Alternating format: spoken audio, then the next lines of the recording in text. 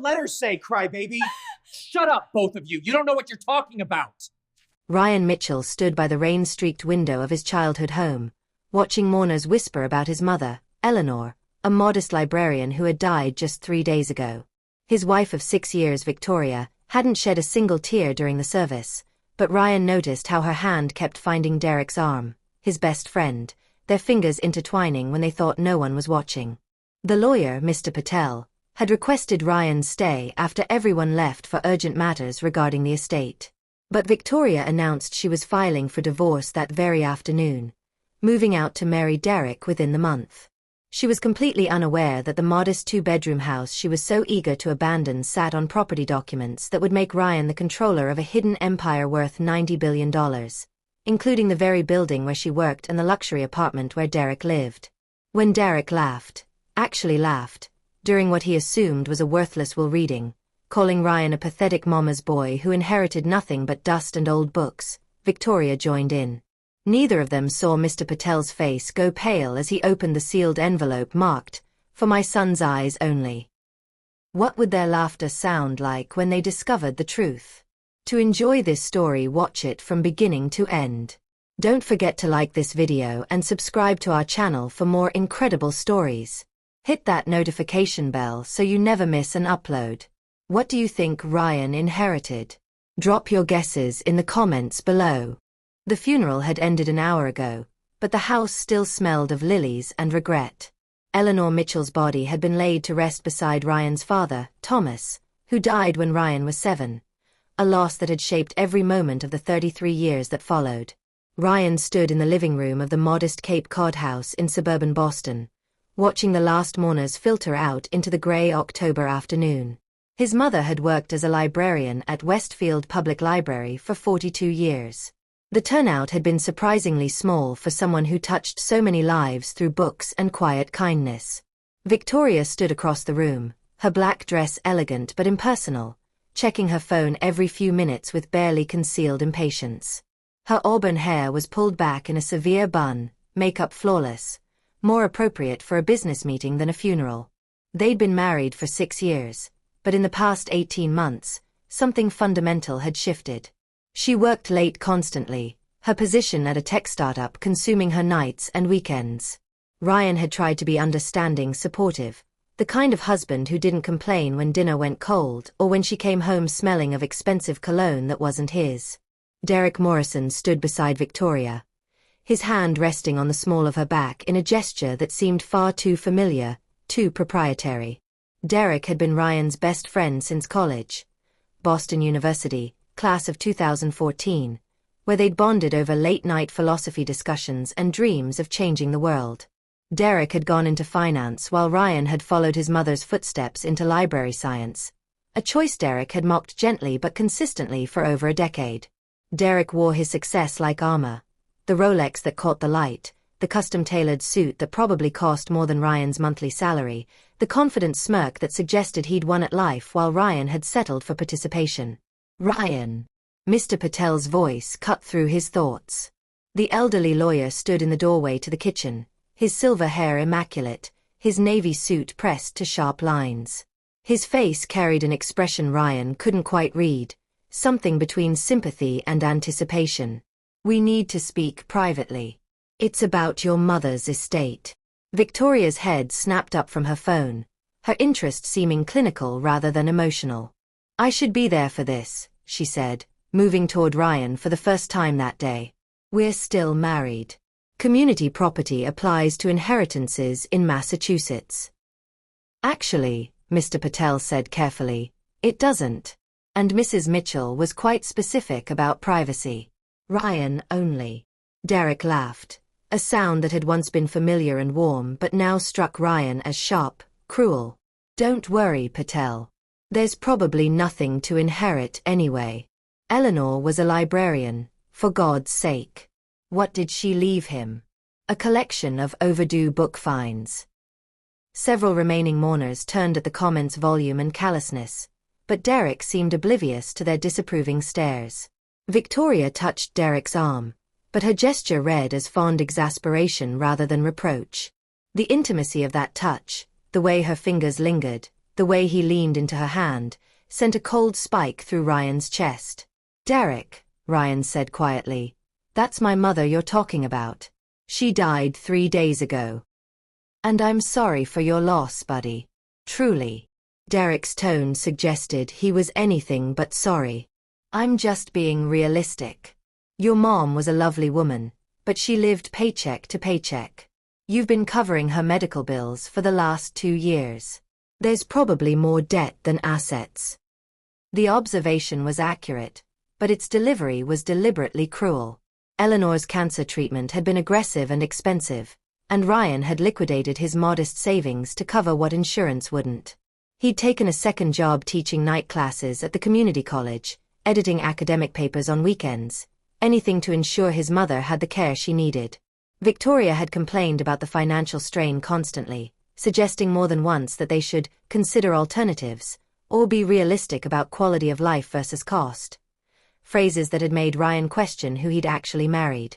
"If you'll follow me, Ryan," Mr. Patel said, gesturing toward Eleanor's home office, a room Ryan had rarely entered.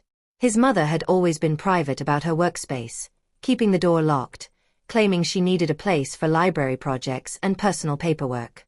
Ryan had never questioned it, but now that seemed naive. "I'm coming," Victoria announced, stepping forward with Derek at her side. Mr. Patel's expression hardened, subtle but unmistakable. Mrs. Mitchell left explicit instructions.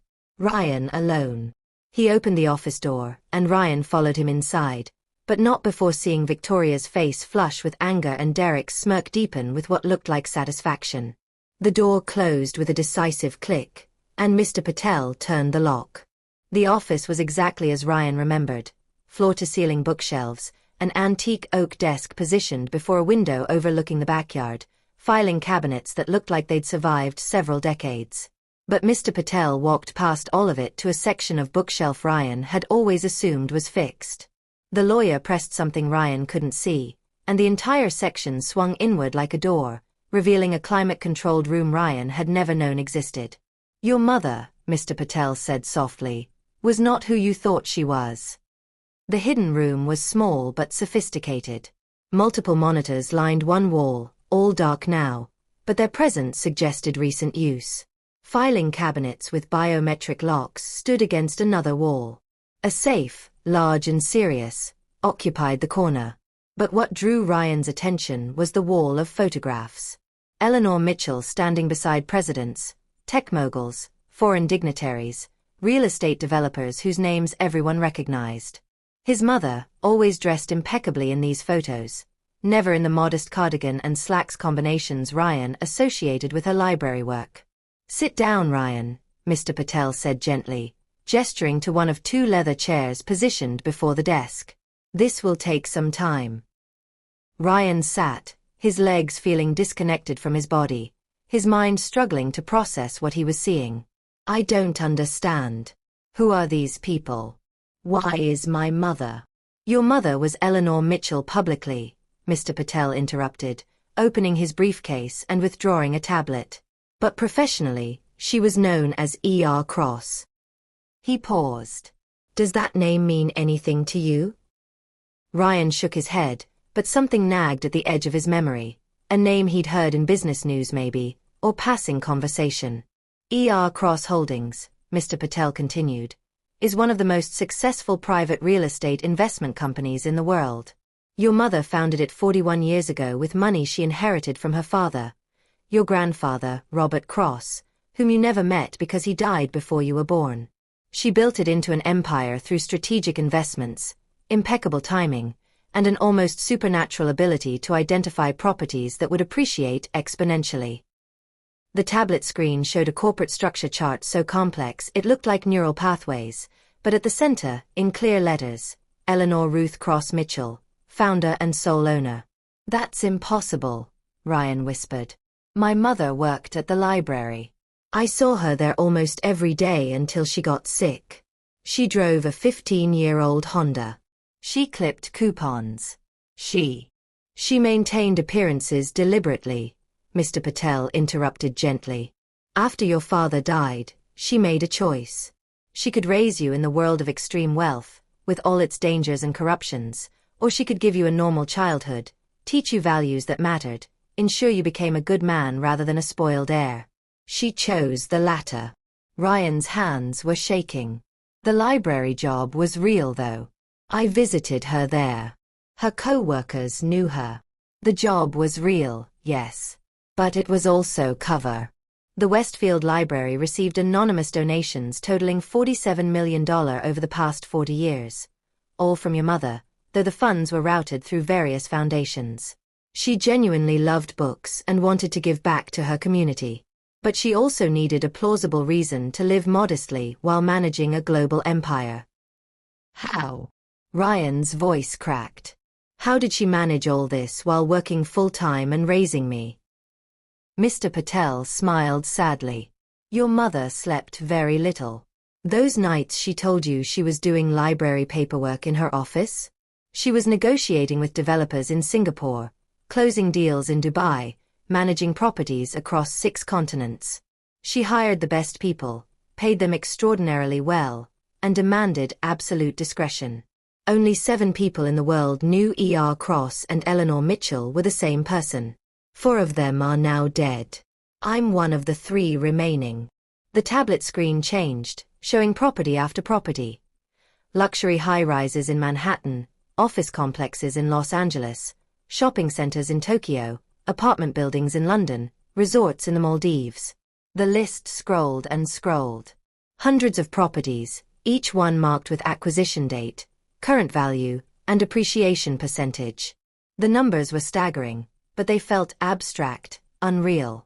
The total current valuation, Mr. Patel said quietly, is $90.3 billion. And as of your mother's death, you are the sole beneficiary. The room tilted. Ryan gripped the armrests of his chair, forcing himself to breathe. 90 billion. 300 million. Your mother's will is ironclad, Mr. Patel continued. The entire estate transfers to you, along with controlling interest in E.R. Cross Holdings. The management team she built will continue operations, but all major decisions require your approval. You are now, quite literally, one of the wealthiest individuals on the planet. Ryan stood abruptly, needing to move, needing to think. He walked to the wall of photographs, studying his mother's face in each one. She looked powerful in these images, but also tired, carrying a weight he'd never recognized because she'd hidden it so carefully. Why didn't she tell me? Ryan asked. Why keep this secret until she died? She left you a letter. Mr. Patel produced an envelope, cream-colored and heavy, sealed with red wax embossed with the initials ERC. She wanted you to read it before we discussed specifics. Ryan took the envelope with trembling hands but couldn't open it yet. Does anyone else know? Victoria. Derek. Anyone at the funeral? No one. Your mother was extraordinarily careful about maintaining separation between her public and private lives. The funeral arrangements, the death certificate, everything listed her as a librarian who died of cancer with minimal assets. The will reading I've scheduled for tomorrow morning at my office was described to your wife as a formality regarding the house and personal effects. She has no idea what's actually in the estate. The mention of Victoria sent Ryan's thoughts spinning in a new direction, but Mr. Patel wasn't finished. There's something else you need to know. Something your mother discovered shortly before she died. The lawyer's expression darkened. Your wife Victoria and your friend Derek Morrison, they've been having an affair for 18 months. Your mother hired a private investigator after noticing suspicious behavior at a charity event 8 months ago. The investigator's report is in the safe. He paused. I'm sorry, Ryan. Your mother wanted to tell you herself, but the cancer progressed too quickly. The words should have shocked Ryan, but instead they settled over him like confirmation of something he'd known but refused to admit. The late nights. The emotional distance. The way Victoria flinched when he touched her. The way Derek's visits had become more frequent and Victoria's interest in their marriage had become non-existent. All of it suddenly made horrible sense. There's more, Mr. Patel continued, his voice careful. Victoria has been planning to file for divorce. She's already consulted an attorney, Derek's firm, actually, which is how your mother's investigator discovered the connection. They're waiting until after the funeral out of what they consider respect. But Victoria intends to file papers within the week. She believes she's entitled to half of everything you inherit. Ryan laughed, but the sound was bitter and foreign to his own ears. She thinks there's nothing to inherit. Derek just said. Exactly, Mr. Patel agreed. They're operating under the assumption that you're inheriting a modest house, maybe a small life insurance policy, possibly some debt. Victoria's attorney advised her that even community property claims on inheritances are weak in Massachusetts, so she's not expecting much. She's filing for divorce because she wants to marry Derek.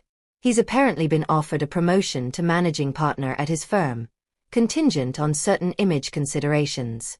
Having a wife from the tech sector would benefit his position. The clinical nature of their betrayal was somehow worse than the betrayal itself. They weren't leaving Ryan because of passion or overwhelming love, but because he no longer served their ambitions. He was dead weight, a liability, a reminder of lives they'd outgrown. Derek lives in Crown Tower, doesn't he? Ryan heard himself ask. The luxury building downtown? Mr. Patel consulted his tablet. Yes. Unit 4207. Why? My mother owns that building, doesn't she? The lawyer's expression shifted to something that might have been satisfaction. She does. Acquired it in 2018 through a subsidiary. It's valued at $670 million currently. And Victoria works at Nexus Tech Solutions? Correct. Their headquarters building is owned by Cross Holdings through the Redwood Commercial Properties subsidiary. Your mother acquired it in 2021 for $820 million. Ryan turned from the photographs to face Mr. Patel directly. They have no idea. None whatsoever. And how you choose to handle that information is entirely your decision. The lawyer stood, straightening his suit jacket. I need to return to the office to prepare documents for tomorrow's formal reading. I'll be back at 9 a.m. with the full management team. They're eager to meet you. Your mother spoke of you constantly, and they're excited to have her son take the helm. He paused at the door. Read her letter tonight, Ryan. She wanted you to understand why she did things the way she did. After Mr. Patel left, Ryan stood alone in his mother's secret office, holding the sealed letter but unable to open it yet. Through the hidden door, he could hear voices in the house, Victoria's sharp tones, Derek's laughter, people still lingering from the funeral. They were discussing going out to dinner somewhere expensive, to cheer Ryan up, as if his presence was an obligation they'd reluctantly accept. Ryan looked at the envelope in his hands, then at the wall of photographs showing his mother's double life. She'd sacrificed comfort and recognition to give him something more valuable. Authenticity, humility, genuine relationships built on character rather than wealth. But those genuine relationships had rotted from within, corrupted by people who saw him as worthless when the tickets seemed to offer nothing. He broke the wax seal and began to read. My dearest Ryan, if you're reading this, I'm gone, and you're probably feeling betrayed by my secrets. I understand that anger, and I accept it. But I hope you'll let me explain. When your father died, I had a choice to make. I was 32 years old, recently widowed with a 5-year-old son and a fortune I'd built through real estate investments.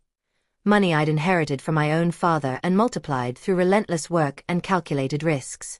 I could have raised you in that world of wealth, given you everything money could buy. But I'd seen what extreme privilege did to children. I'd watched heirs become hollow, their empathy eroded by insulation from consequences, their relationships transactional, their accomplishments empty because nothing was ever earned. I wanted better for you. But I also wanted you safe. Extreme wealth attracts extreme danger. Kidnapping, extortion, people who view a child as a ransom opportunity rather than a person. So I created 2 lives. Eleanor Mitchell, modest librarian and widow, who raised you with library books and home-cooked meals and thrift store clothes. And Cross, commercial real estate investor who built an empire in the shadows while you slept. The exhaustion nearly killed me more than once. Managing global properties while maintaining perfect cover as a small-town librarian required constant vigilance. But every time I wanted to quit, I'd watch you interact with other children, sharing toys without thought, defending the bullied, valuing people for who they were rather than what they had. And I knew the sacrifice was worth it. You grew into exactly the man I'd hoped. Kind, thoughtful, hard-working, principled. You chose library science not because it paid well, but because you genuinely love helping people discover knowledge. The pride I felt watching you graduate, take your first job, marry Victoria, that was worth more than any amount of money could buy. Ryan paused, wiping his eyes. The letter continued. But here's where I must be honest about something painful. Something I discovered too late to address before cancer took my voice and strength. Victoria and Derek have been betraying you. You probably know that by now if Mr. Patel has done his job. I'm sorry, son. I'm sorry I couldn't protect you from this particular pain. And I'm sorry my investigation confirmed what a mother never wants to believe about her child's chosen partner. Victoria never loved you the way you deserved. But I think, on some level, you knew that. She loved your steadiness, your decency, the way you made her feel morally superior to her cutthroat colleagues. But when her career accelerated and your income stayed modest, she began viewing you as a limitation rather than a partner. Derek offered her something you couldn't. Social climbing, financial aggression, the ruthless ambition she'd always admired but felt guilty admiring in herself. Together, they represent everything I raised you not to become, but also everything our culture rewards. I won't tell you how to respond to their betrayal. That's your choice, your journey. But I will tell you this. True power isn't about revenge or domination. True power is about choosing your response to those who wrong you. About deciding what kind of person you'll be when you have every resource to be cruel but every reason to be wise. The $90 billion I'm leaving you isn't just money. It's responsibility, legacy, opportunity. You can use it to destroy those who hurt you, or you can use it to build something meaningful. You can hide behind it like armor, or you can wield it like a tool for good. You can become the kind of person wealth usually creates, entitled, isolated, paranoid. Or you can remain the kind of person you've always been while expanding your capacity to help others. I vote for the latter. But again, it's your choice. The letter went on, detailing practical advice about the management team, the properties, the complexities of running a global empire. But it was the final paragraph that broke Ryan completely. I'm proud of you, Ryan. I'm proud of the man you became despite, or perhaps because of, the limitations I imposed. I'm proud of your kindness in a cruel world, your integrity in a culture that mocks it, your genuine care for others when transactional relationships are the norm. Those qualities make you rare, valuable, and yes, powerful in ways that transcend wealth. Use this inheritance wisely. Help people who can't help themselves. Build things that matter. Find love with someone who sees your worth beyond bank balances. And when you think of me, don't think of the secrets I kept, but of the love that motivated every choice I made, right or wrong. I loved you more than real estate empires or financial success or anything else this world offers. Death comes for us all, and the only immortality we achieve is through the people we love and the values we instill in them. You are my immortality, Ryan. Make me proud by being happy, purposeful, and true to yourself. All my love, forever and always, Mom. Ryan read the letter 3 times, tears blurring the words by the second reading. He sat in his mother's chair, his chair now, and felt the weight of $90 billion settle on his shoulders like responsibility incarnate. Outside the office door, he heard Victoria's voice rise in irritation. He's been in there for over an hour. How long does it take to go through a dead woman's desk? We have dinner reservations. Derek's response was lower, but Ryan caught the words. Let him grieve, delivered with performative sympathy that felt calculated. Ryan stood, tucked his mother's letter into his jacket pocket, and opened the door to face his betrayers, but not yet reveal what he knew. Victoria looked up as Ryan emerged from the office, her expression mixing impatience with what she probably thought passed for concern. Finally. Is everything okay? Did the lawyer just want to go through her papers? Ryan studied his wife, soon-to-be ex-wife, with new eyes, seeing details he'd overlooked before. The expensive watch that was definitely not a gift from him. The designer bag that cost more than his monthly salary. The subtle highlights in her hair that required maintenance at a salon he couldn't afford. Derek had been subsidizing her lifestyle for months, maybe longer. Ryan had been too trusting or too blind to notice. Everything's fine, Ryan said quietly. Just some paperwork about the house, insurance policies, that kind of thing. Nothing urgent. Derek draped his arm around Victoria's shoulders in a gesture that made Ryan's jaw tighten, but he forced himself to remain calm.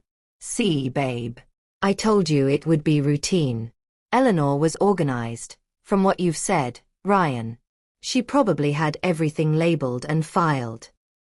She did, Ryan agreed, thinking about the hidden room, the secret empire, the double life his mother had maintained with meticulous precision. She was very organized. The remaining funeral guests had filtered out during his time in the office. The caterers were packing up, and the house felt cavernous, empty. Victoria checked her watch, the expensive one, and sighed with theatrical impatience. Derek made reservations at Marcello's for 7. We thought you might want to get out of the house, take your mind off things. Marcello's was the new Italian restaurant downtown, notoriously expensive with a months-long waiting list. Ryan couldn't afford it on his salary, but apparently Derek could. And apparently Victoria was comfortable letting Derek treat them to dinner on the day of Ryan's mother's funeral. The presumption was breathtaking. That's thoughtful, Ryan said, meaning the opposite. But I'm not really hungry. You two go ahead.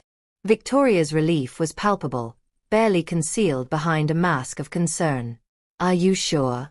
We don't want you to be alone tonight. I'm sure. I need to go through Mom's things, start thinking about arrangements for the house. Ryan gestured vaguely at the living room, the furniture that held memories but no monetary value in their eyes. It'll take time. Well, if you need help sorting anything, Derek offered with false generosity, I can come by this weekend. Might be good to have a friend around. A friend. The word tasted like poison. Thanks, Derek. I'll let you know. They left together, Victoria's hand finding Derek's as soon as they thought they were out of Ryan's sightline. Through the window, Ryan watched them walk to Derek's BMW, the latest model, sleek and expensive, and drive away without looking back. The house fell silent except for the caterers finishing cleanup in the kitchen. Ryan returned to his mother's office and opened the safe using the combination Mr. Patel had provided. Inside, he found the private investigator's report. Reading it was like watching his marriage dissolve in clinical detail. Photographs of Victoria and Derek at hotels. Credit card statements showing Derek paying for Victoria's purchases.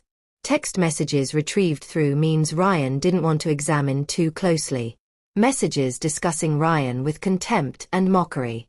Victoria calling him boring and stuck in the past. Derek referring to him as deadweight and your charity case husband. Plans to divorce Ryan after the funeral, to wait until the inheritance situation was resolved, in case there's anything valuable, then proceed with ending the marriage and beginning their real life together. But what struck Ryan most wasn't the affair itself, painful as that was. It was the casual cruelty in their private communications. They didn't just not love him, they actively disdained him. His kindness was weakness. His dedication to library work was lack of ambition. His care for his dying mother was emotional immaturity. Everything he'd thought were strengths, they'd reframed as failures. Ryan closed the report and returned it to the safe, then spent the evening reading through property portfolios on his mother's computer system. Mr. Patel had left him passwords and access codes, and as Ryan navigated through spreadsheets and asset listings, the scope of his inheritance became increasingly real. Crown Tower, where Derek lived in smug luxury, generated $47 million in annual revenue from residential and commercial leases. The building had a waiting list for units, and Derek's penthouse cost $12,000 monthly, a figure that made Ryan wince even knowing Derek could afford it through his partner track position at Morrison & Dale LLP. Nexus Tech Solutions headquarters, where Victoria worked as a senior product manager, was a newer acquisition. But it anchored a downtown development that included 3 additional office buildings, a hotel, and a retail complex. The entire development was valued at $2.3 billion, and Cross Holdings owned it all through a web of subsidiary companies that obscured the ultimate ownership. Ryan thought about revenge, how easy it would be to evict Derek, to fire Victoria, to destroy them financially and socially with a few strategic moves. The temptation was real, visceral. But his mother's letter echoed in his mind. True power is about choosing your response to those who wrong you. He wouldn't act immediately, Ryan decided. He'd wait for Victoria to file divorce papers. He'd let them make their move, secure in their assumption that he was exactly what they decided he was. A nice guy who'd inherited nothing but a modest house and some debt. He'd let them underestimate him one last time. Not because he was weak or afraid. Because timing mattered. And because the kind of person he chose to be in this moment would define the kind of person he'd become with $90 billion at his disposal. Mr. Patel arrived at precisely 9 a.m. the next morning with 5 other people. The transformation in the lawyer's demeanor was striking. Yesterday he'd been respectfully professional. Today he radiated an authority that suggested he was accustomed to managing billions and the people who owned them. "Ryan," he said warmly, entering the house with the confidence that came from years of trusted service. "May I introduce you to your mother's executive team?" The introductions were surreal. Marcus Thompson, Chief Investment Officer, who'd worked with Eleanor for 23 years. Jennifer Shao, Chief Financial Officer, who'd been Eleanor's roommate at Harvard Business School. David O'Brien, Chief Legal Counsel. Patricia Washington, Chief Operating Officer, and Raymond Kim, Chief Technology Officer. They gathered in the living room, and then Mr. Patel began the formal will reading. The language was dense and legal, but the substance was clear. Eleanor Ruth Cross Mitchell left her entire estate, including 100% ownership of Cross Holdings and all subsidiary companies, to her son, Ryan Thomas Mitchell. "Your mother left very specific instructions," Mr. Patel explained. "She wanted you to have complete control, but she also wanted you to have time to learn the business before making major decisions. The executive team has authority to continue current operations for 6 months, during which time you'll receive intensive education about real estate investment, property management, and the specific assets in the portfolio." 6 months, Ryan repeated, trying to wrap his mind around learning an entire industry in half a year. Jennifer Shao leaned forward, her expression kind but direct. "Your mother talked about you constantly, Ryan. She was so proud of your work in libraries, your dedication to education and literacy. She believed those values, helping people access knowledge, creating opportunities for learning, should inform how we manage this company going forward." The meeting continued for 3 hours, covering everything from immediate financial transfers to long-term strategic planning. By the time the executive team left, Ryan's head was spinning with information. But one thing was crystal clear. His life had changed irrevocably, and there was no going back. That afternoon, Victoria called. "Hey, can we talk? I'm coming by the house around 6. Her tone was carefully casual, but Ryan heard the tension underneath. This was it, the divorce conversation. "Sure," Ryan said, keeping his voice neutral. "I'll be here." Victoria arrived at exactly 6 p.m., but she wasn't alone. Derek was with her. Seeing them together in his house, technically his mother's house, technically now his house, felt like a violation. They stood in the entryway, Victoria holding a folder that Ryan knew contained divorce papers before she even spoke. "Ryan, we need to talk about our marriage," Victoria began, her voice taking on the patient, slightly condescending tone she used when explaining tech concepts to her less sophisticated colleagues. "I think we both know things haven't been working for a while." Derek stood slightly behind her, his hand on her back in that possessive gesture Ryan had noticed at the funeral. Derek's expression carried something that looked like pity mixed with superiority, The look of a man who'd won without even trying. Ryan said nothing. Just waited, curious to see how they'd frame this. I've been doing a lot of thinking, Victoria continued. About what I want from life, about my career trajectory, about the kind of partnership I need to achieve my goals. And I know that you and I want different things. You're a wonderful person, kind and thoughtful. But you're also... She paused, searching for words that wouldn't sound as cruel as her true feelings. You're comfortable with a smaller life. The library work, the quiet evenings, the modest lifestyle. That's not wrong, but it's not what I need anymore. What do you need? Ryan asked quietly, genuinely curious. Ambition. Drive. Someone who understands the corporate world and the social expectations that come with success. Someone who's building something significant rather than maintaining something small. She glanced at Derek, who squeezed her shoulder encouragingly. Derek understands that world. We've become close over the past year, and I've realized that what we have, what Derek and I have, is the partnership I need. How long? Ryan asked, though he knew the answer. Victoria had the grace to look uncomfortable. Does it matter? The point is that staying married would be unfair to both of us. You deserve someone who appreciates your choices, and I deserve someone who shares my ambitions. Derek finally spoke, his tone carrying false sympathy. Ryan, man, this is hard for everyone. But Victoria and we didn't plan this. It just happened. Sometimes people connect in ways that are undeniable, and fighting it would be dishonest to everyone involved. 18 months, Ryan said flatly, watching Derek's expression shift to surprise. You've been sleeping together for 18 months. You didn't plan it, but you've been actively pursuing it for over a year while living in my house, eating food I bought, accepting my support while my mother was dying. Victoria's face flushed.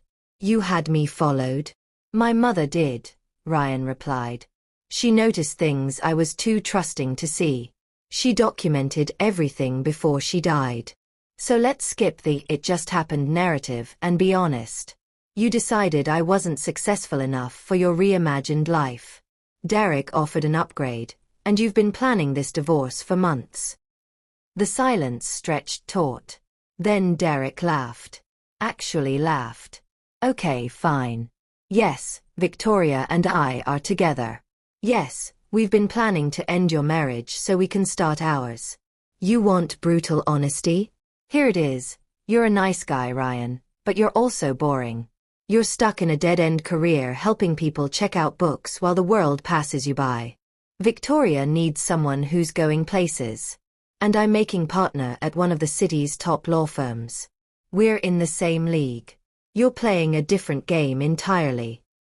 Ryan felt something cold and hard crystallize in his chest, but he kept his voice calm. And the inheritance, is that a factor in your timing? Victoria lifted her chin defensively. Your mother was a librarian who died of cancer after expensive treatment. There's probably nothing left but this house and maybe some debt. I'm not entitled to much in terms of community property, and honestly, I don't want it. I want a clean break. Sign the papers, we'll sell the house and split proceeds, and we both move on. Victoria is being generous, Derek added. She could drag this out, fight for more. But she just wants it over quickly. We both do. So sign the papers tonight, and we can file tomorrow. Quick, clean, minimal drama. Ryan looked at the divorce papers Victoria was holding, then at the two people who'd betrayed him with such casual cruelty. His mother's letter echoed in his mind. True power is about choosing your response to those who wrong you. No, Ryan said simply. Victoria blinked. No, I'm not signing tonight. You want a divorce? Fine. File your papers, start the legal process. But I'm not making it quick or convenient for you. You've been lying to me for 18 months. You can wait a few weeks for your freedom. Derek's expression darkened. Don't be petty, Ryan. This is happening whether you cooperate or not. Then it happens without my cooperation, Ryan replied evenly. File your papers, Victoria. But do it properly, through attorneys, through the system. I'm not giving you the satisfaction of a same-day signature that lets you pretend this was mutual or amicable. Victoria's face twisted with frustration. Fine. You want to be difficult? My attorney will file tomorrow. Hope you enjoy what little you inherited, because when this is over, you'll be alone in an empty house with nothing but your books and your dead mother's memory. They left together, but Derek paused at the door, turning back with a smirk. For what it's worth, Ryan, you should probably start looking for a new place. This house is worth maybe $400,000 in this market. After splitting proceeds and paying off your mom's medical debts, you'll have enough for a one-bedroom apartment somewhere cheaper. Might be time to grow up and face reality. Ryan closed the door on Derek's laughter and Victoria's retreating footsteps. But he didn't feel angry or hurt. He felt clear, purposeful, ready. Tomorrow, Victoria would file for divorce. Tomorrow, Derek would go to work believing he'd won. Tomorrow, they'd both continue living their lives in buildings Ryan owned, working in offices Ryan controlled, secure in their assumptions about his powerlessness. But tomorrow was also when Ryan would officially take control of Cross Holdings. And what happened after that would depend entirely on what kind of person Ryan chose to be. The 6 months that followed Victoria's divorce filing were among the strangest of Ryan's life. The divorce proceeded through legal channels, with Victoria's attorney filing paperwork that claimed irreconcilable differences and requested an equitable distribution of marital assets. Because Ryan had inherited nothing during their marriage. The inheritance came after Eleanor's death, but before the divorce was finalized, Victoria's claims were limited to the house and whatever modest savings Ryan had accumulated during their 6 years together. Her attorney estimated Ryan's total net worth at approximately $380,000, mostly in home equity, and requested half. Ryan's attorney, provided by Mr. Patel and specializing in high net worth divorces, filed responsive paperwork that neither confirmed nor denied those figures. The strategy was simple. Let Victoria and Derek continue believing Ryan was inheriting nothing significant while the divorce proceeded normally, then reveal the truth at the most strategically advantageous moment. Meanwhile, Ryan began his intensive education in commercial real estate, international property management, and the specific operations of Cross Holdings. Marcus Thompson taught him investment fundamentals, but with a focus on long-term value creation rather than quick profits. Your mother never flipped properties, Marcus explained. She bought for decades-long holds, weathering market cycles because she understood that prime real estate in major cities only increases in value over time if properly maintained. Jennifer Shao walked him through financial statements. Cash flow from properties is stable, predictable income, she explained. The portfolio generates $3.7 billion in annual net income after expenses, taxes, and reserves. David O'Brien introduced Ryan to complex international legal frameworks. Your mother refused to invest in any country with poor human rights records, regardless of potential returns, David said with obvious respect. She believed wealth came with responsibility. Patricia Washington showed Ryan the operational side, taking him to buildings across the portfolio, introducing him to property managers and maintenance teams. Your mother knew every significant building personally, Patricia said during a tour of a Boston office complex. The people who work in our buildings aren't abstractions. They're real people whose lives are affected by our decisions.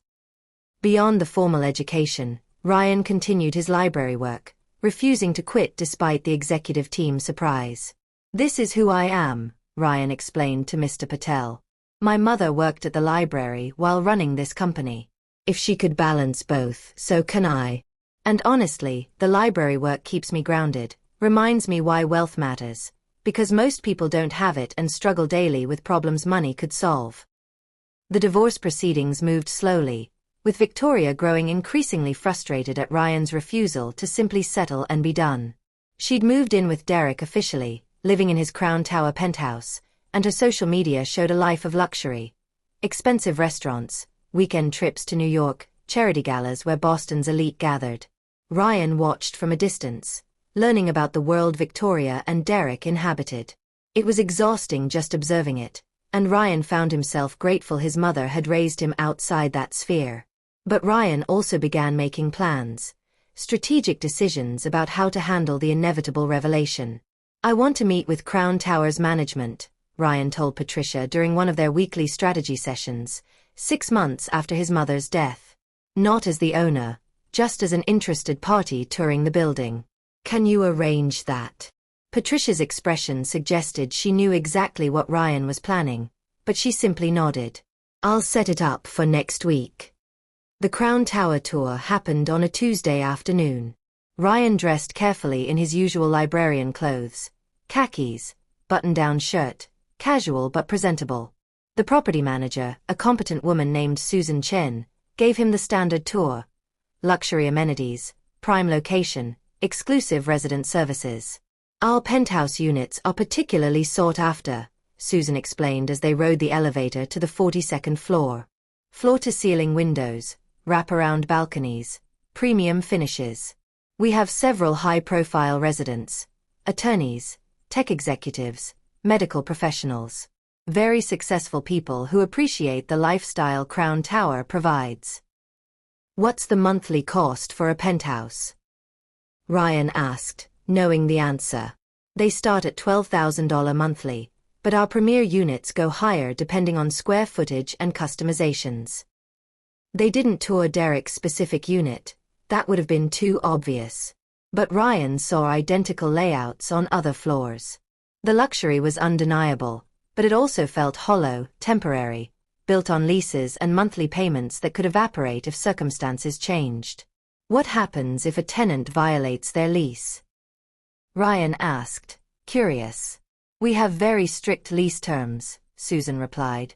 "Violations result in warnings, and repeated violations can lead to eviction proceedings. But that's rare among our residents. What about subletting or unauthorized occupants?" "Absolutely prohibited," Susan said firmly. "Leases are specific about who can occupy units. Unauthorized occupants are grounds for immediate lease termination. We conduct periodic inspections to ensure compliance." Ryan filed that information away, thinking about Victoria living in Derek's penthouse. Was she listed on his lease as an authorized occupant? Or was she there informally, in violation of terms Derek had agreed to when he signed his rental contract? By the end of 6 months, Ryan felt comfortable with the basics of his inheritance. More importantly, he'd decided what kind of owner he wanted to be.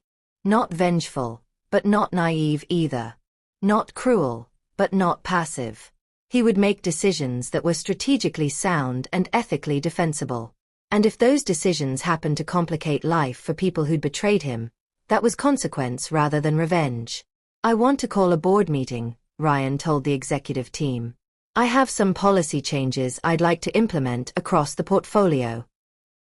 Ryan outlined his ideas: stricter enforcement of lease terms across all residential properties, mandatory lease compliance reviews, enhanced tenant screening procedures, and a new initiative to ensure all properties were being used consistently with lease agreements.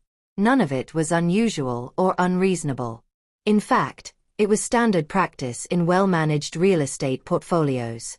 But the timing and specific buildings where it would be enforced first would be very deliberate.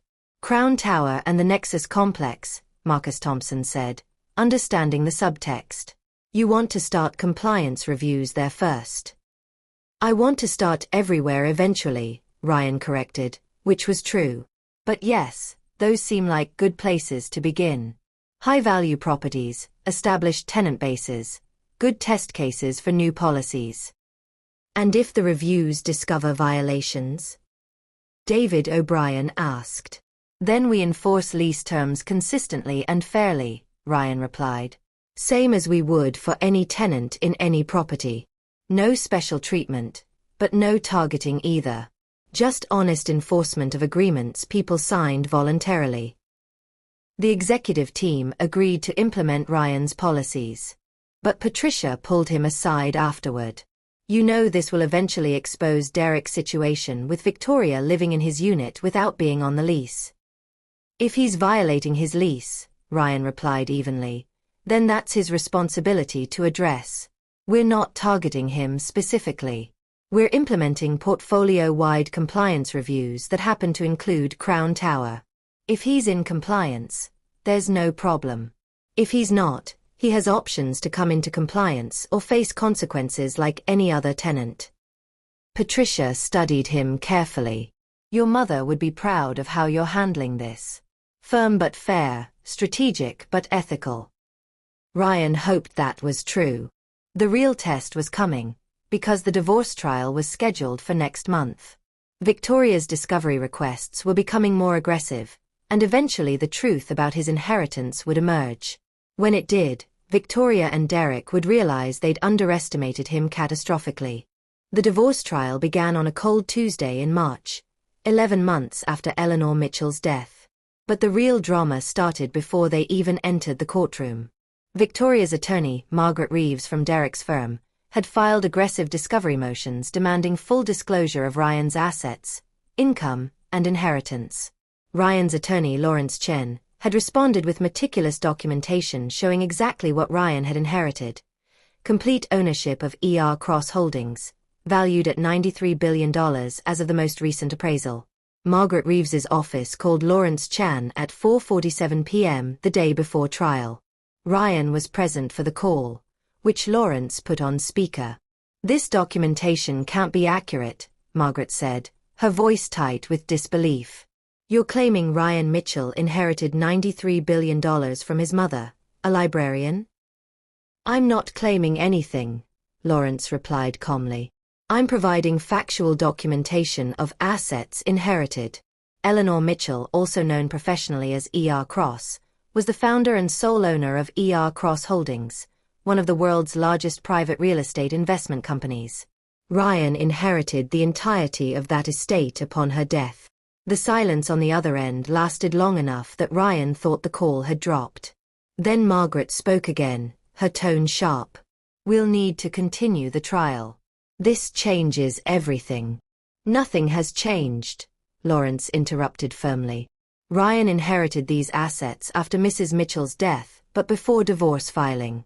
Massachusetts law is clear that inheritances received during marriage but not commingled with marital assets remain separate property. Your client has no claim to any portion of the Cross estate. We'll argue that Ryan concealed assets, that he manipulated timing." "My client concealed nothing. He responded to every discovery request accurately and completely. If your client assumed the inheritance was minimal without conducting proper due diligence, that's not my client's problem." Ryan heard voices in the background, urgent, angry voices, and then Derek's unmistakable tone. "Put me on the phone." "Mr. Morrison," Lawrence said, "you're not a party to this divorce. Your participation in this call is inappropriate." "Ryan." Derek's voice carried disbelief mixed with panic. "This is a joke, right? Some kind of negotiation tactic? Your mother was a librarian, for Christ's sake. Where would she get $93 billion? Ryan took control of the call, his voice quiet but firm. "My mother built a real estate empire over 40 years, Derek. She chose to live modestly to give me a normal childhood, but she was extraordinarily successful in ways neither you nor Victoria bothered to investigate before deciding I wasn't worth your respect." "Crown Tower," Derek said suddenly, his tone shifting to horror. "Wait, Crown Tower? The building? You own it." "I own the company that owns it, yes. Along with 371 other properties globally, including the Nexus Tech headquarters building where Victoria works." Victoria's voice joined the call, shrill with anger. "You lied to us. You let us file for divorce thinking you had nothing."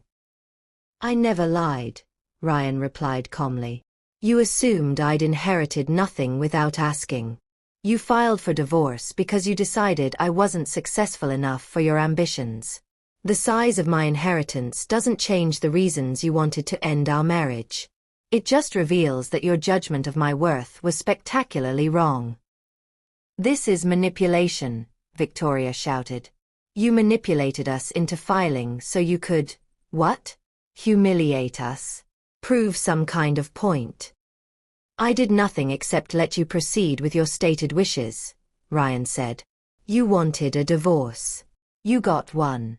That my financial situation is different than you assumed doesn't change the fundamental reality that you stopped loving me, if you ever did, long before you knew anything about inheritance. Lawrence Chen ended the call shortly after, but Ryan could imagine the chaos in Margaret's office. The trial began at 9 a.m. in Suffolk County Family Court. Victoria sat at the plaintiff's table looking devastated but also calculating. Derek sat behind her in the gallery, his expensive suit doing nothing to hide his obvious distress. Judge Maria Santos presided, reviewing the case file carefully before speaking. This is a dissolution of marriage between Victoria and Mitchell and Ryan Thomas Mitchell. Mrs. Mitchell filed for divorce, citing irreconcilable differences and seeking equitable distribution of marital assets. However, there appears to be significant dispute about the value of assets involved. She looked at Margaret. Counselor, you filed a motion yesterday for continuance. Explain. Margaret stood. Your Honor, we recently discovered that Mr. Mitchell inherited a substantial estate, allegedly worth over $90 billion, from his mother. We believe this inheritance should be considered in asset division. Judge Santos turned to Lawrence. Counselor. Lawrence stood smoothly. Your Honor, Massachusetts law is unambiguous. Inheritances received during marriage remain separate property unless commingled with marital assets. Mr. Mitchell inherited E.R. Cross after his mother's death, which occurred before divorce filing but during the marriage. He has not commingled these inherited assets with marital funds. They remain under his sole control. Mrs. Mitchell has no legal claim to any portion of the inheritance, regardless of its size. The timing is suspicious, Margaret argued. Mrs. Mitchell filed for divorce unaware of this inheritance. Had she known, she might have reconsidered. That's exactly the point, Lawrence interrupted. Mrs. Mitchell filed for divorce believing Mr. Mitchell had inherited minimal assets.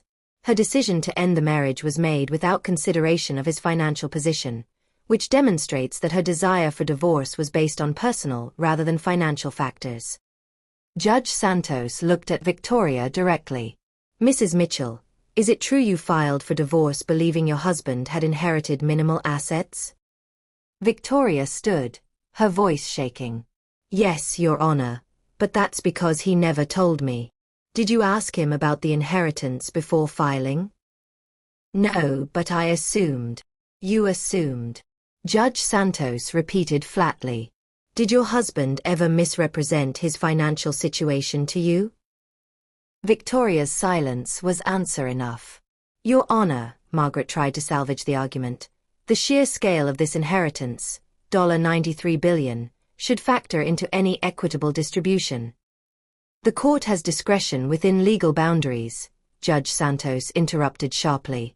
And those boundaries are clear. Inherited assets that remain separate are not subject to division in divorce proceedings. The size of the inheritance is irrelevant to its legal status. She reviewed documents. Mr. Chen, your settlement proposal? Lawrence outlined the terms. The house would be sold and proceeds split equally, approximately $190,000 to each party. Ryan's premarital savings, also divided, would add another $35,000 to each side. No alimony, no ongoing support obligations. Clean break. Total value to Victoria, $225,000. That's nothing, Victoria exclaimed. He inherited $93 billion and you're offering me $225,000? Judge Santos's expression hardened. Mrs. Mitchell, you filed for divorce. You initiated these proceedings. The law protects your husband's inheritance because it is his separate property, earned by his mother through decades of work before you even met him. What exactly do you think you're entitled to? I was his wife for 6 years. And during those 6 years, what did you contribute to his mother's business? What role did you play in building the fortune she left him? Victoria had no answer. Exactly. You're entitled to half of the marital assets accumulated during your marriage, which Mr. Mitchell is offering you. That's the law, Mrs. Mitchell. Derek stood in the gallery. This is absurd. Ryan's using technicalities to deny Victoria what any decent person would share.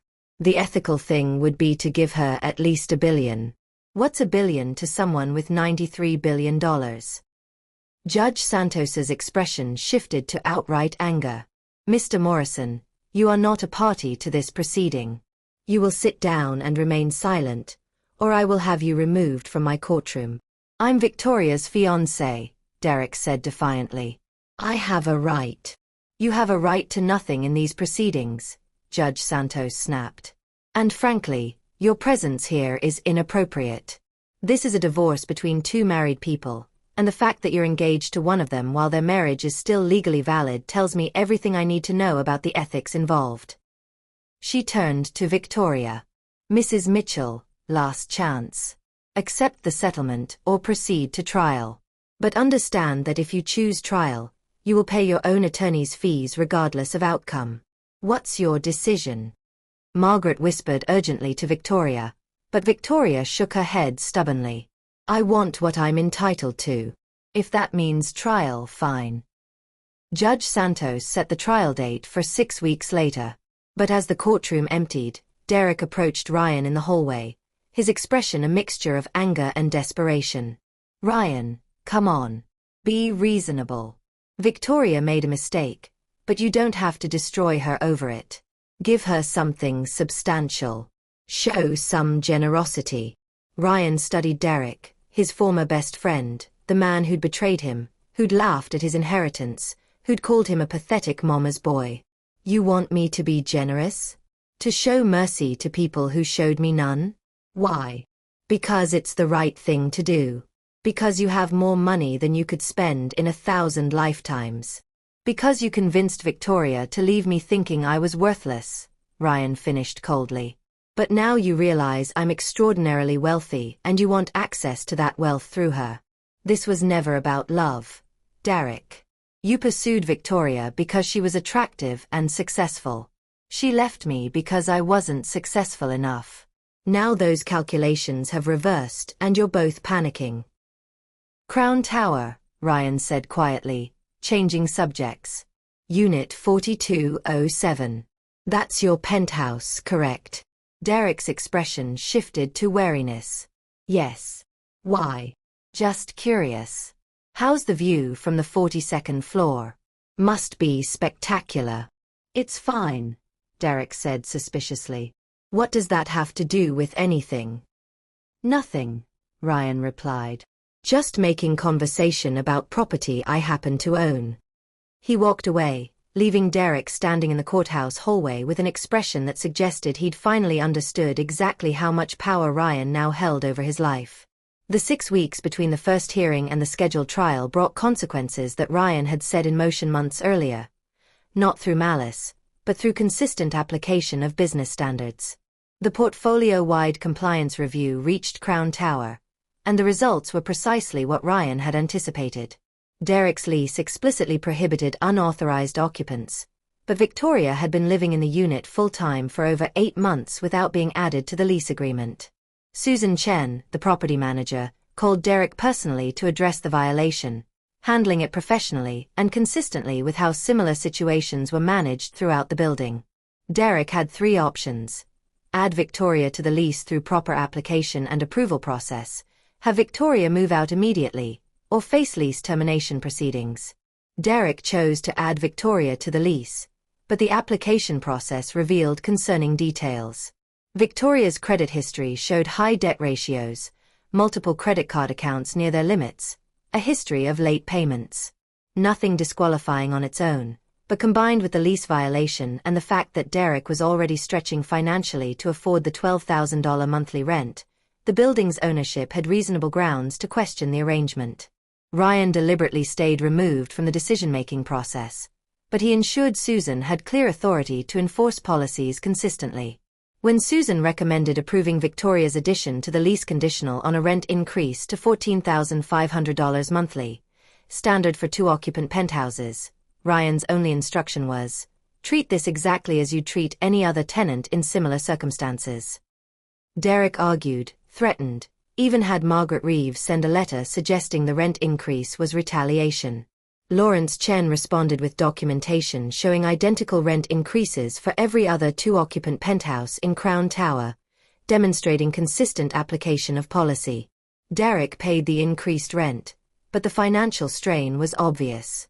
Meanwhile, at the Nexus Tech headquarters, Patricia Washington initiated lease renewal discussions with Victoria's employer. The current lease was expiring in 8 months, and Nexus Tech wanted to expand, but the terms they'd negotiated 5 years earlier were below current market rates. Patricia presented 2 options: renew at market rates, a 35% increase from current rent, or relocate to comparable space elsewhere, which would cost similar amounts plus moving expenses and business disruption. From a business perspective, renewal made sense. But it required Nexus Tech to significantly increase their real estate budget.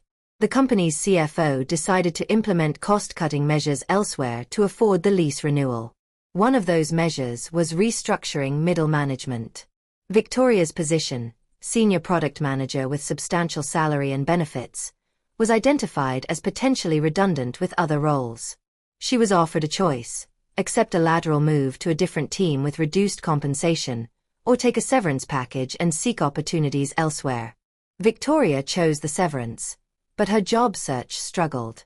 The tech sector was competitive, her salary expectations were high, and references from Nexus Tech were professionally neutral rather than enthusiastically positive. Ryan felt no satisfaction watching Derek and Victoria's circumstances deteriorate. But he felt no guilt either. These weren't targeted attacks. They were natural consequences of business decisions made by professional managers following standard practices. What Ryan did feel was clarity about the difference between revenge and accountability. Revenge would have been evicting Derek immediately, firing Victoria personally, using his wealth as a weapon to destroy them. Accountability was allowing normal business processes to proceed without interference or protection, letting Derek and Victoria experience the same market forces everyone else navigated without special treatment. 3 days before trial, Margaret Reeves called Lawrence Chen with a settlement request. Victoria was willing to accept the original offer, $225,000 from House Sale and Savings Division, no alimony, clean break, if Ryan would agree to one additional term: a non-disclosure agreement preventing Ryan from discussing Victoria's affair or the circumstances of their divorce publicly. You have no obligation to agree to this, Lawrence told Ryan. You have every right to discuss your own life experiences. Ryan thought about his mother's letter, about choosing responses deliberately rather than reactively, about the kind of person he wanted to be. Tell Margaret I'll agree to the NDA on one condition: it's mutual. Victoria can't discuss me, my inheritance, or our marriage publicly either. I don't want her doing tell-all interviews or writing books about the billionaire I divorced, or whatever.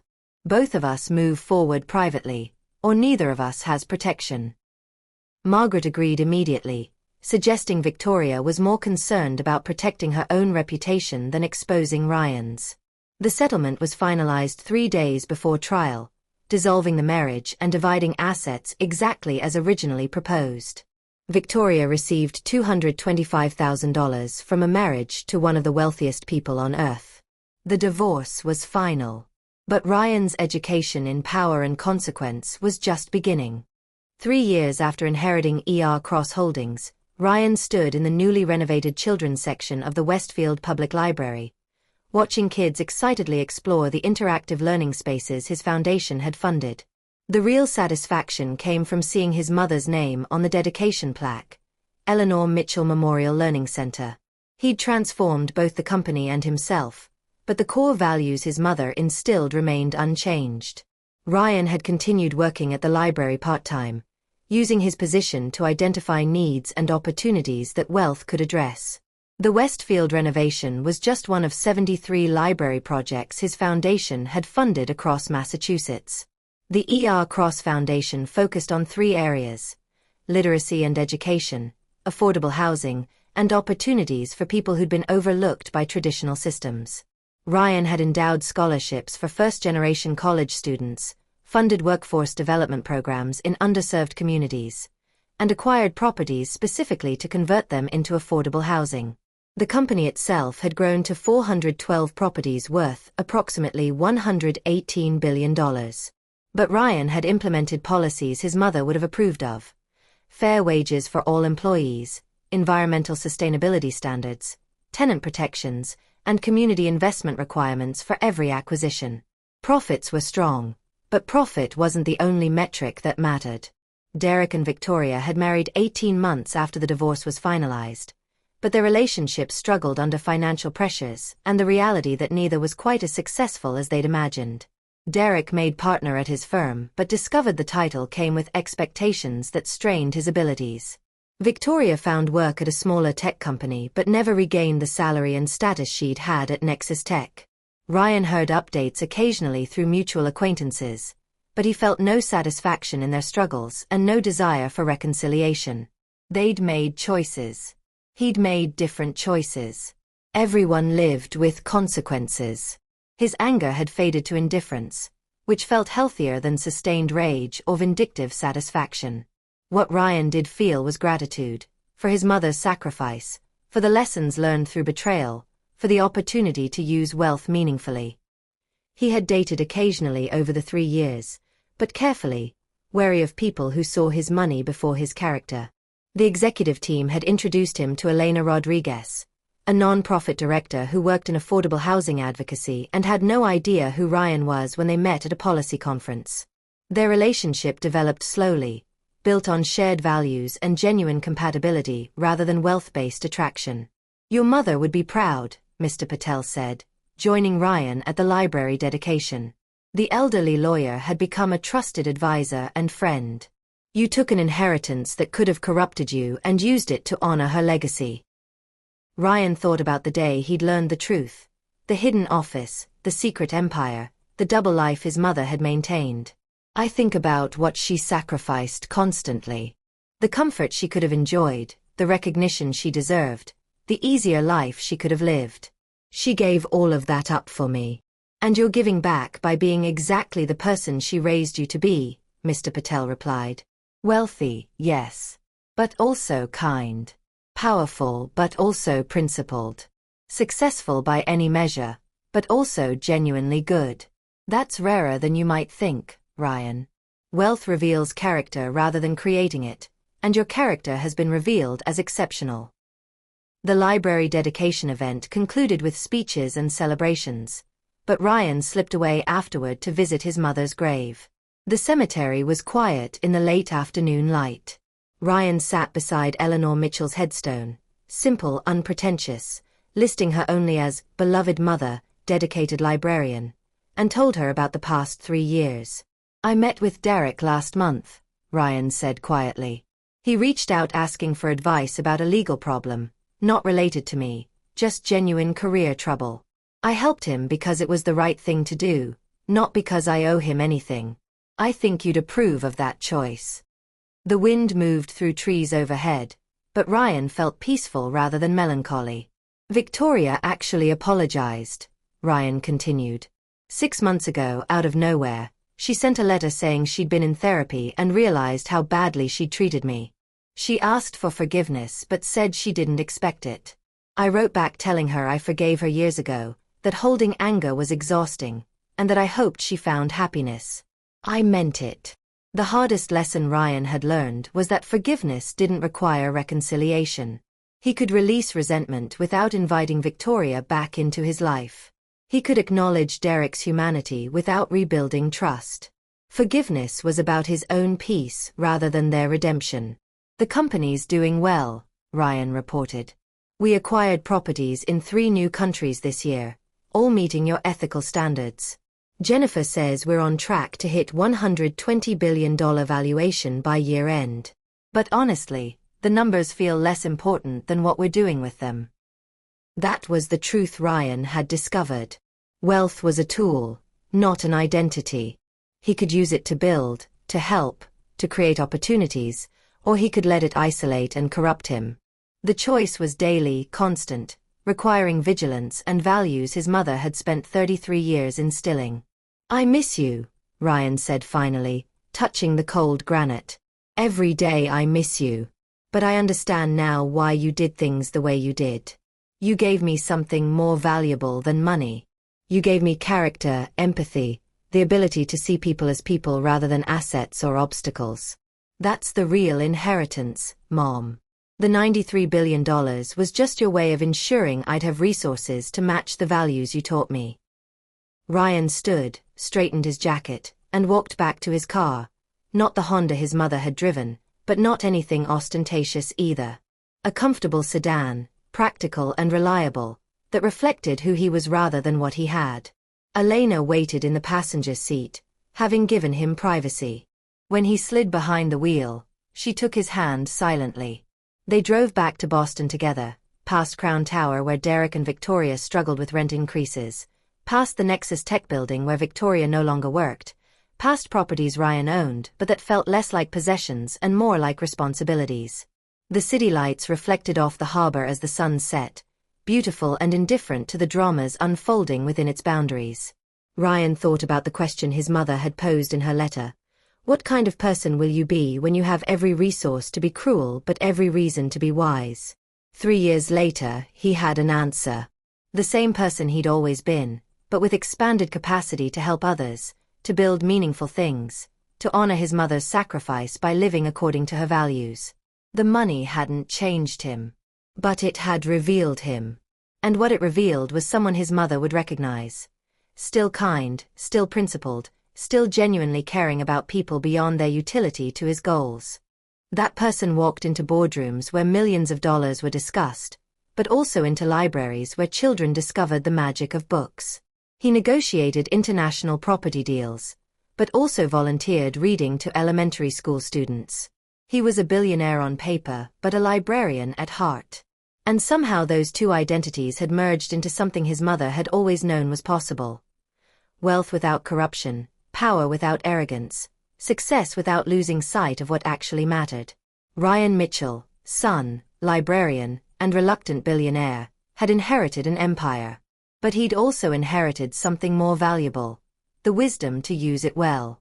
In a world where extreme wealth often revealed the worst of human nature, that wisdom made him not just rich, but genuinely successful in ways that transcended any balance sheet or property portfolio. His mother's legacy lived on, not in the buildings she'd acquired or the billions she'd accumulated, but in the son she'd raised to value people over profits, principle over prestige, and kindness over conquest. That was the real inheritance. And it was worth more than $90 billion could ever buy. The end. Thank you so much for watching this incredible journey. If you enjoyed Ryan's story, please give this video a like and subscribe to our channel for more amazing stories like this one. What was your favorite part of Ryan's story? What would you have done in his situation? Drop your thoughts in the comments below. We love hearing from you. Don't forget to hit that notification bell so you never miss our next upload. Share this video with someone who needs to hear this message about character, integrity, and true success. Thanks for being part of our community, and we'll see you in the next story. Claude is AI and can make mistakes. Please double-check responses.